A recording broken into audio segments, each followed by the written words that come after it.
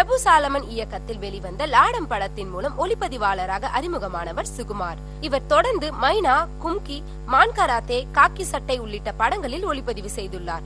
தற்போது உதயநிதி நடிப்பில் கெத்து, விக்ரம் பிரபுவின் புதிய படம் என தொடர்ச்சியாக படங்களில் ஒளிப்பதிவு செய்து வருகிறார். இவர் இயக்குனரும் ஒளிப்பதிவாளருமான ஜீவனின் சகோதரர் என்பது குறிப்பிடத்தக்கது.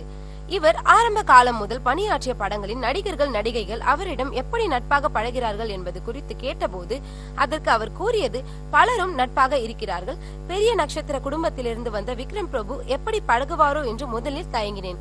ஆனால் அவரோ ஒரு சகோதரர் போல சுலபமாக பழகி அவ்வப்போது வீட்டுக்கும் அழைத்து சாப்பாடு போடும் அளவுக்கு சகஜமாகிவிட்டார். உதயநிதி ஸ்டாலின் அரசியல் வாரிசு என்கிற எந்த எண்ணமும் இல்லாமல் எளிமையாக பழகினார். இன்றும் பழகிறார். இப்படி நிறைய பேர் சொல்லலாம். எனக்கு மேக்கப் போடாத அமலா பாலை தான் பிடிக்கும். மைனாவுக்கு பிறகு எவ்வளவு உயரத்துக்கு போனாலும் எப்போதும் அதே குணத்துடன் பழகும், மனதுக்கும் மேக்கப் போட்டுக் கொள்ளாத அமலா பாலையும் பிடிக்கும். ஏமி ஜாக்சன் கூட வெள்ளந்தியாகத்தான் பழகுகிறார். அவர் அழகு என்றால் அவர் பேச முயல்கிற தமிழ் மிக அழகு என்று கூறினார் ஒளிப்பதிவாளர் சுகுமார்.